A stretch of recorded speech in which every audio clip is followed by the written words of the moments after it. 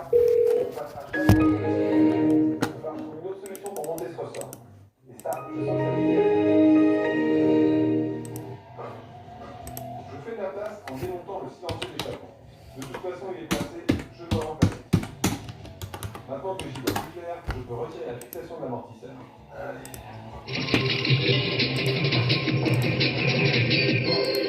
Bonsoir à tous, merci de votre attention. Voici les titres de l'actualité de ce jeudi. L'Iran défie le monde sur le nucléaire, l'ultimatum de l'ONU a expiré, mais Téhéran reste inflexible. La question des sanctions sera discutée la semaine prochaine. Une infection nosocomiale a provoqué la mort de 14 personnes en quelques mois dans les hôpitaux et maisons de retraite du Nord-Pas-de-Calais, toutes des personnes âgées et fragiles. L'évolution de la bactérie n'est pas encore totalement maîtrisée. Un classement qui fait des vagues. Pour la première fois, la presse publie une liste des lycées et collèges les plus touchés par la violence. Les enseignants et les parents d'élèves protestent. Après, les salariés modestes au gouvernement donnent un coup de pouce aux petites. 600 millions d'euros par an à l'État. L'industrie musicale se résout, semble-t-il, à tourner la page du disque compact. Les nouveaux albums de Johnny Hallyday et de Charles Gainsbourg sortent d'abord en téléchargement sur Internet et les téléphones mobiles. Enfin, l'été retrouve des couleurs. Après la grisaille du mois d'août, la saison touristique redémarre dans l'Ouest. Les vacanciers de septembre ont la baraka. L'ultimatum a expiré et l'Iran n'a donc pas évolué. Au contraire, nous ne céderons pas d'un pouce sur le nucléaire. Voilà la réponse du président Ahmadinejad. Donc menace de l'Occident. Téhéran va donc continuer à enrichir de l'uranium. Le monde se prépare à une nouvelle crise. Et les États-Unis, la Russie et l'Europe sont divisés sur la question des sanctions. C'est au cœur de l'Iran profond que le président Ahmadinejad a choisi de réitérer le niet de l'Iran au Conseil de sécurité de l'ONU. Les Américains et leurs alliés veulent tout contrôler par la force. Ils veulent monopoliser à leur seul profit la science et la technologie. En aucun cas, l'Iran ne renoncera à ses droits en matière nucléaire.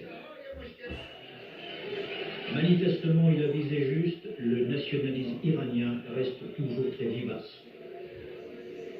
Ultime pied de nez aux grandes puissances, le président iranien avait inauguré samedi un nouveau programme nucléaire. Et lundi, il avait décoré en grande pompe des ingénieurs nucléaires iraniens. Réponse immédiate de George Bush, il appelle à des sanctions contre l'Iran, mais sans écarter la recherche de solutions diplomatiques. Pas question, ajoute-t-il, de permettre à l'Iran de se doter d'armes nucléaires. Manifestement, ni les bâtons ni les carottes, brandies ou offertes à l'Iran par les 5 grandes puissances, n'ont pu l'effet escompté. Et pour éviter les dangers d'un nouveau conflit au Proche-Orient, l'Europe et la France n'entendent pas fermer la porte au dialogue. J'exhorte une fois encore Téhéran à faire les gestes nécessaires pour créer les conditions de la confiance. Il y a toujours place pour le dialogue. L'Iran a donc gagné une nouvelle étape dans sa course de lenteur vers le nucléaire. Pour preuve, les discussions avec l'Europe reprendront quand même dès la semaine prochaine. Toujours à l'étranger et en bref, de l'argent pour le Liban. La conférence des pays donateurs a permis de recueillir aujourd'hui plus de 700 millions d'euros pour la reconstruction. Une somme qui va au-delà des objectifs affichés. Une cinquantaine de pays étaient représentés. Et il va maintenant falloir contrôler l'utilisation des fonds.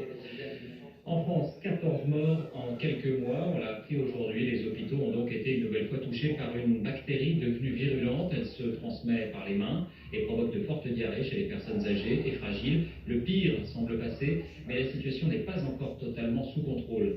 À Lens, l'une des villes les plus touchées, Frédéric Dion, Patrick Burstorm. Derrière ces murs de l'hôpital de Lens, le service de gériatrie a été partiellement transformé en zone de confinement. 16 malades atteints de la bactérie Clostridium difficile, ils sont toujours soignés, isolés du reste de l'hôpital, une douzaine d'autres ayant pu sortir tout récemment pour le service de moyen séjour. Car ici, depuis le début de l'année, 9 personnes âgées sont mortes porteuses de cette bactérie et 88 autres ont été touchées, des personnes dont les médecins soulignent qu'elles étaient toutes déjà très affaiblies. C'est vraiment la fragilité qui fait qu'on peut être atteint par cette pathologie, et donc cette pathologie mélangée à d'autres, ça c'est la réalité de la gériatrie. En gériatrie, les patients ont souvent des intrications de maladies qui amènent leur décès. Nous contrôlons la situation à travers les mesures d'hygiène que nous prenons, à savoir la désinfection des locaux avec des mesures particulières, à la javel en particulier.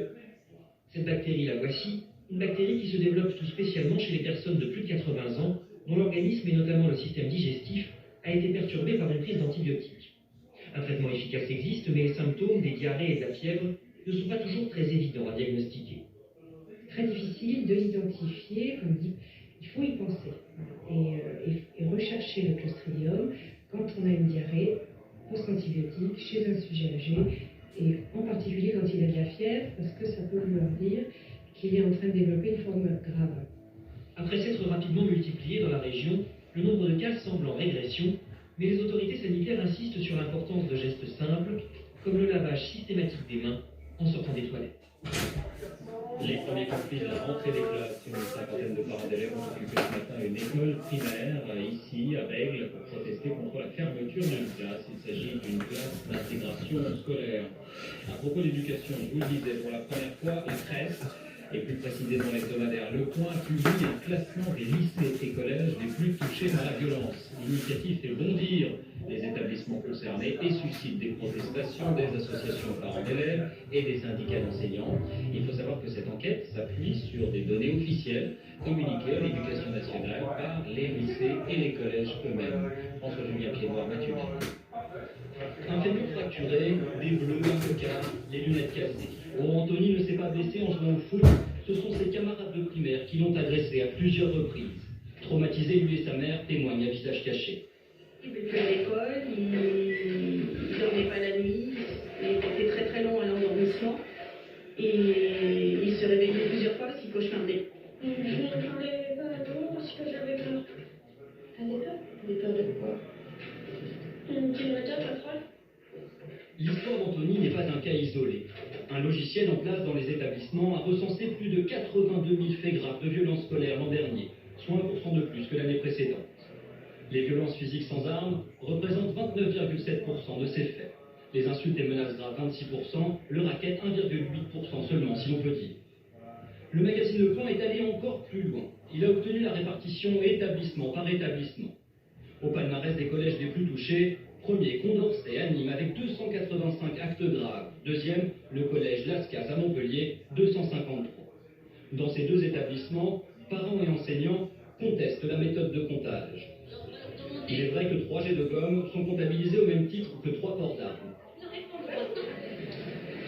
Dans cette banque de données Signa, on y entre toutes des choses graves et des choses moins graves qui sont mises sur le même plan. J'ai ma fille qui est en 3e et l'an prochain elle ira au lycée, alors je la vois mal au lycée. Quand on lit ça, tout le monde va savoir. Et quelle image elle va donner après? Coïncidence, au moment où sortent ces chiffres, le ministre de l'Éducation nationale fait sa conférence de rentrée. Gilles de Ropien espérait sans doute que ces données précises ne seraient pas publiées. C'est raté. Je suis effectivement très triste parce que c'est une stigmatisation des établissements qui me semble présentée de façon vraiment injuste et qui va blesser toutes les communautés éducatives de ces établissements. Au même moment, cet après-midi, les chefs d'établissement montent au créneau. Ils se disent piégés par le logiciel du ministère et menacent de ne plus l'utiliser. Les enseignants et les professeurs et les personnels de direction qui ont voulu faire un travail autour de la violence ne voudront plus renseigner ce document parce qu'ils se sentiront mis en difficulté. Il a fallu 18 mois à nos confrères du Point pour mettre la main sur ces statistiques. Bref, les chiffres étaient jusque-là difficiles à obtenir. Demain, ils risquent de ne même plus exister. De nouvelles mesures pour l'emploi, la distribution des fruits de la croissance continue, il y en a pour tout le monde. Après les salariés modestes en début de semaine, le gouvernement annonce un coup de pouce pour les petites entreprises avec un allègement de charges sur les bas salaires. Le gouvernement qui faisait sa rentrée pour l'occasion lors d'une conférence de presse et pour afficher leur unité, vous allez voir, tous les ministres sont arrivés ensemble dans un bus comme une équipe de football. Jean-Baptiste Prédali, Jean-Marie Lecartier. Tous dans le même bateau, plutôt dans le même cap. Un voyage Paris-Troyes en commun, histoire de montrer la cohésion du gouvernement. Un séminaire décentralisé dans une bibliothèque, les principaux ministres ont eu 3 minutes pour évoquer leur dossier. Ils sont aussi venus écouter le Premier ministre. C'est la rentrée, le temps des résolutions et des déclarations d'intention. Seule une action volontariste nous permettra de réduire le décalage entre les bons résultats de notre pays et le malaise d'une partie de nos compatriotes. C'est aussi le moment des annonces, celle du jour, un allègement des charges sur le SMIC pour les entreprises de moins de 20 salariés. Concrètement, une économie d'environ 26 € par mois et par salarié concerné. Dans cette entreprise d'électricité de 10 employés, le patron attend de connaître le nouveau dispositif pour embaucher. J'espère que c'est un démarrage et que ces dispositions vont s'étendre. Prochainement, il y aura hausse de